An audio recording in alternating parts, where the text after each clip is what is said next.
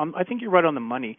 One of my best contributions so far in this fight on the battlefield Earth so far has been to put out a series of books about deep underground military bases and repelling an alien invasion of the Greys. And I make a nod in my books to the Gnosticness of the Archons. Are these others you're talking about the Archons, or I've also heard you reference it could be the Anunnaki?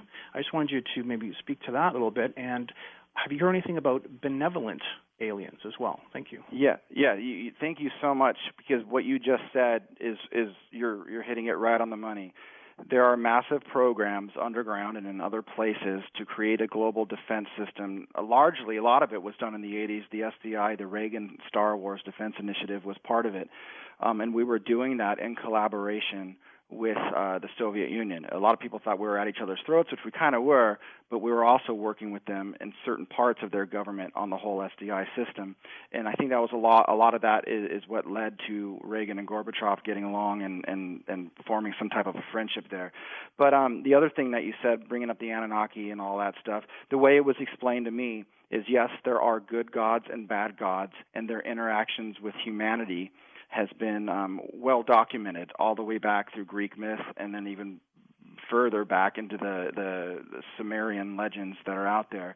I actually have communications that are detailing very specific leaders within Sumer and within ancient Greece, very specific people that I am being told to communicate that were given types of information from these gods. You know, it's insane. I don't to think about that. I don't have all the details. I have very specific things I'm supposed to do and say, and there's certain questions I have to ask to get more information, because it's going to be a very short discussion for me just to say what I've been told and not have anything else to go on.